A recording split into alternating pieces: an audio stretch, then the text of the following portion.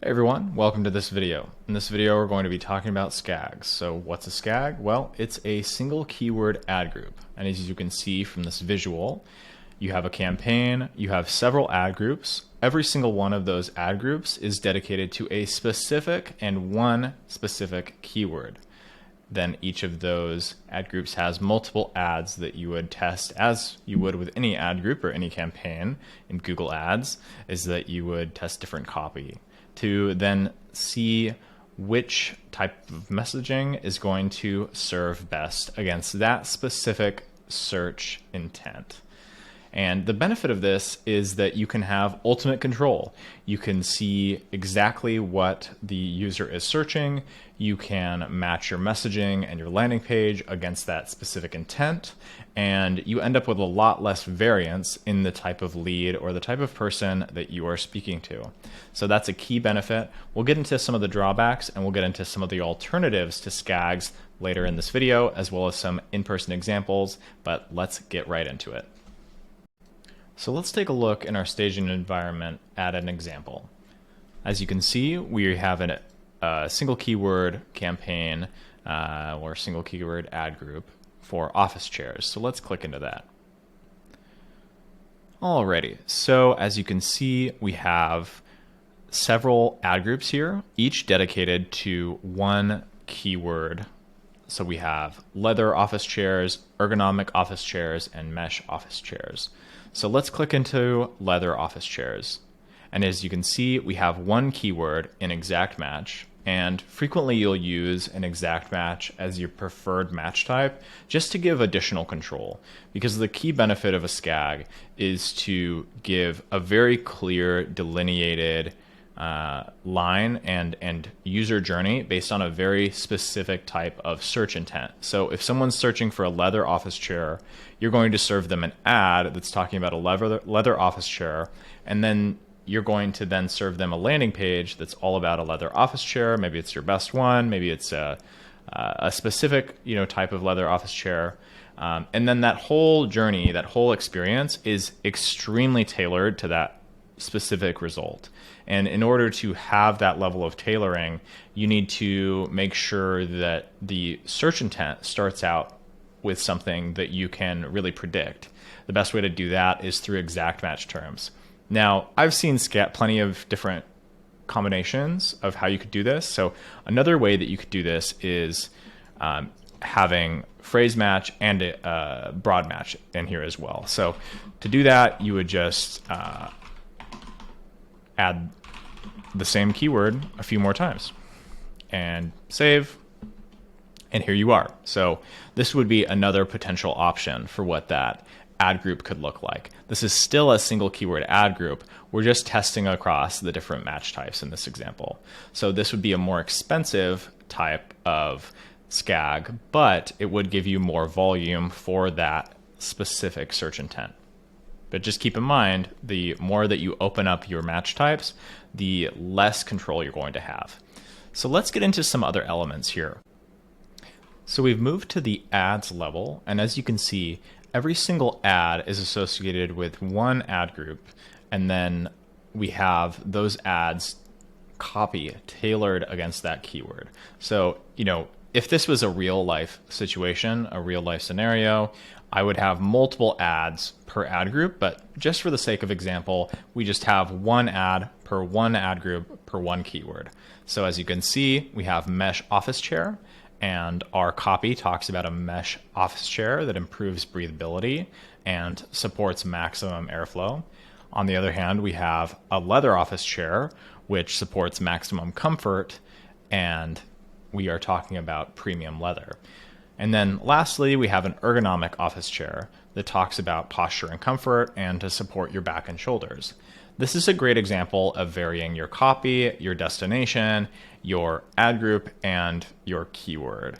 And this would be what you would want to strive for and even do a better job of in a real life scenario in order to have a really effective SKAG setup in your account. I try to give as much information as I can in the highest possible quality for free, but everybody's context is different. Sometimes you need an extra hand, a second pair of eyes, or just a closer look on some very difficult business problems. Well, I'm happy to say that I do offer coaching, and several of you folks have already reached out, which is amazing. I'm very happy to say that all of the students I'm working with are seeing improved results and understanding of how to replicate those results without me helping things along over Zoom. I offer 2 plan types, 1 month of coaching and one that is a quarter of coaching at a discounted rate. I'm here to help you with whatever specific niche or problem you're dealing with. Many viewers know that I have 8 figures in spend on Google Ads and over 10 years of experience. And while spend is never the 100% factor, it does speak to my experience in the last 10 years of working on Google Ads accounts. If this sounds like something that you're interested in, check out the link below or send me an email. Both are in the description. And with that, let's get back to the video. All right, so let's talk about a couple of different examples of variants. So we have single keyword ad groups, as we know. So in this example, right, you have plumbers near me, plumbers near me, plumbers near you, right? And then emergency plumber, emergency plumber, emergency plumber. As you can see, it all matches up in a very SKAG-like way. Now, another example of a very highly controlled way to structure your account that gets a little bit more flexible is a single theme ad group. And the way that you would use a single theme ad group is in cases where you have way too many individual keywords and you can't possibly manage, 100, 200. I mean, I've even seen 1,000 different ad groups. And in that case, you might want to consolidate like search intents, for example, features against spec, certain ordering, right, of keywords, remedies versus medicines, or, treatments versus procedures, right? These are all very like things. And in each of your individual cases, you'll want to be thinking critically about, well, am I going to end up with way too many ad groups? If you're just starting out, I would just recommend SKAGs. However, if you're thinking about this and you're saying, well, Alex, I've got 1,000, 2,000 different possible keywords, maybe let's see if we can consolidate things down. Now, even if you do consolidate things into single theme ad groups, you can end up in situations where it's still going to be way too many keywords. And the question I have there is, well, do you have data that proves that there's enough conversions to justify that many ad groups?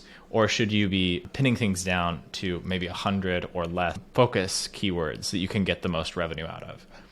But even if you do all of that and you still have too many keywords, another type of account structure you could consider would be SIAG or SIAG, or single interest ad groups, right? So we have single keyword ad groups, which is 1 keyword per ad group. We have single theme ad groups, which is 1 theme per ad group. And now we have single interest ad groups, which is 1 interest. So this is still getting at intent matching and matching the intent of the user against your ad, and making sure that your messaging and the journey that you're taking them on is a cohesive one and as consistent as possible.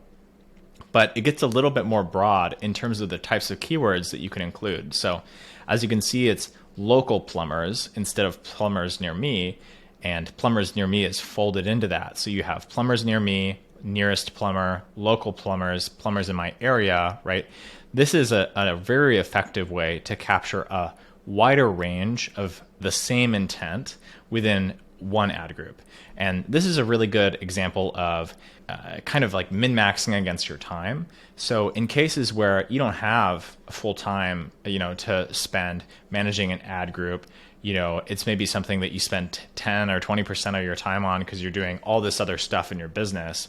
But you're not in a place where you can fully outsource it to have someone completely max out the efficiency of the account with SKAGs or with another structure that might fit the best. I think SIAGs can be a great way to 80/20 it and get the most value out of the knowledge that you have about your consumers and their intent types and how they arrive to your business.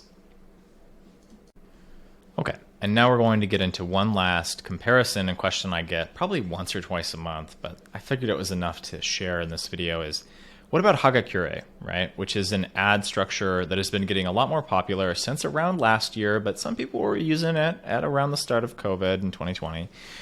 It's a way of capturing the most volume and organizing in a somewhat qualified way, all within one campaign. So the whole idea of this is to rely on Google's algorithmic bidding and pulling in the most amount of broad match keywords possible. Now, I have my personal preferences on this, which is that I don't use Hagakure in really any of my accounts, and I don't really advise for it outside of situations where someone has, 1, a lot of budget, 2, no time, and 3, they've already kind of maxed out the obvious places for customer acquisition, and they're looking for more volume. They don't necessarily care if it's the most qualified. They want to build awareness, and they, want to get some cheaper cost per clicks that may not necessarily turn into revenue. And if you meet all of those qualifications, Hagakure can be really excellent. And I've seen it do pretty amazing things, actually. However, here's the thing. We're talking about hundreds of thousands of dollars in monthly spend, depending on your niche. So if you compare SKAG against Hagakure, this is how it pretty much breaks out. In terms of account setup management, Hagakure is one campaign. It's going to have a few ad groups, and most of the management time is going to be around setting up negative keywords and things that are just bringing you traffic that you don't care about. And Hagakure is also way more scalable. And what I mean by scalable, though, and what I think this graphic is implying with scalable is you can increase the budget and get more traffic, but you may not get more conversions. So it really depends on what your conversion is. If your conversion is tied to revenue, I don't think it's as scalable as some of the other methods. Or it's equally scalable, but you end up spending more to acquire that scale. So it's less efficient in that way. And on the other side, you have SKAGs, which they kill it in terms of ad relevance and quality score because you're putting each person on a very unique and tailored journey as opposed to trying to cast a really wide net with more generic pages and more generic ads, which is what Hagakure sets up. And then in terms of ad testing and optimization, there's no way to really beat SKAGs because you are testing ads at the intent level, at the individual search query level, and that makes SKAGs just way stronger in this regard. And they like to say that cost per conversion is equal in this graphic, but I would disagree. In my experience, just working with clients and students, and by the way, if you're interested in coaching, click the description below. I've got some extra room on my schedule right now, working with about 8 students, and everyone's seeing really excellent results in terms of just better account efficiency, better knowledge about Google Ads, what to avoid, and just better revenue for their businesses, which is really awesome to see. But in terms of cost per conversion, SKAGs are definitely performing better than Hagakure in terms of cost per conversion, and that's just based on my experience. It's easier to filter out all of the bad traffic with SKAGs, and Hagakure can pull in a ton of traffic that you just don't care about. So one thing I also get a lot of questions about, and this is mostly because most of you are probably working with a Google rep, and I don't have anything against Google reps, but we also have to remember that Google reps have an incentive structure that's based on Google increasing their revenue from primarily Google Ads. And that means that we are actually the customer in a lot of ways because Google Ads runs on a Google to us to customer basis. So they're a B2B2C company. And essentially, Google representatives have a really big incentive structure around increasing the spend of advertisers. Now, one very effective way to do that is to recommend algorithmic bidding strategies, broad match keywords, and overall removing control from advertisers. Now, this isn't a net bad. It's not necessarily always bad to have less control over something, but in the case of Google Ads, it's generally getting more expensive and it's getting harder to understand your audience. So really, SKAG versus Hagakure is it's a battle between manual bidding and smart bidding. And it's a battle between control versus algorithms. So I think the best way to do a campaign, the best way to set up an account in 2023 is a mix of algorithm in the right places, specifically bidding through target cost per conversion on a max conversions bid strategy, but then combining it with elements of SKAG, elements of STAG, elements of SIAG, right? As opposed to using something more like Hagakure, which is full, right, algorithmic bidding, or using something like manual cost per click, which is full manual bidding, right? So somewhere in the middle that really uses the best of both worlds is what I recommend to pretty much all of my students in all of their contexts, all of my clients in almost all of their contexts. And the results are usually night and day over some sort of full algorithmic strategy or some sort of, in between like Frankenstein account sort of strategy.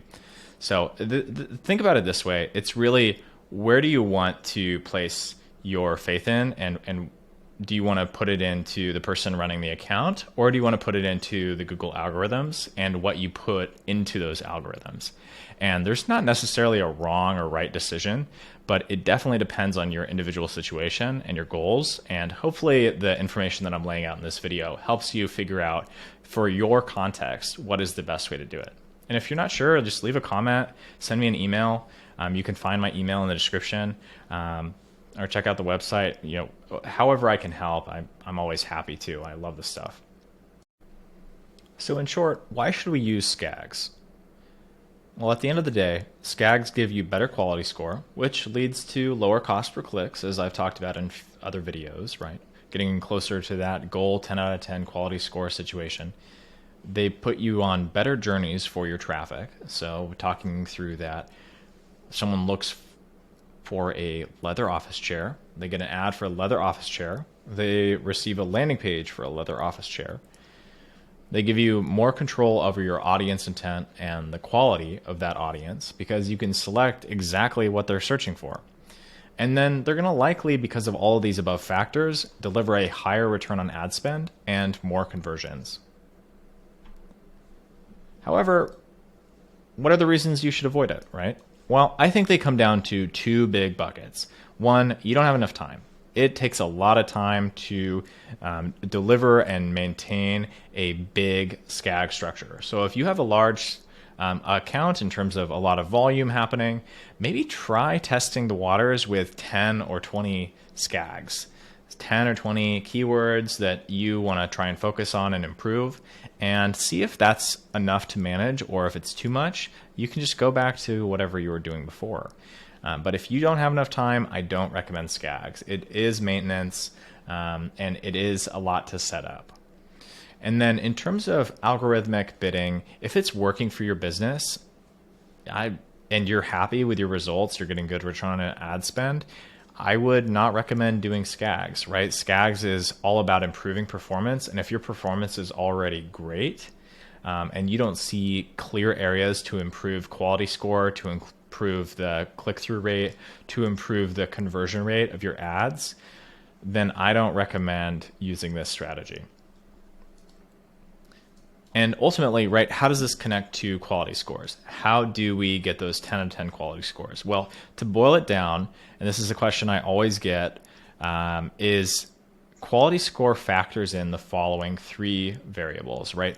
Landing page experience. So how good is your landing page? How well do people convert on it? How easy is it to navigate? How clear is it? How well does it match, what the ad and the search intent was, right? Expected click-through rate. So this is a competitive metric. If everyone in your area, in your niche, in your keyword targeting is getting a 10% click-through rate and you're getting a 15% click-through rate, you're going to have excellent expected CTR. It's going to be above average. However, if it's 5% and everyone's getting 10%, then you're going to be below average and you're going to get dinged on that.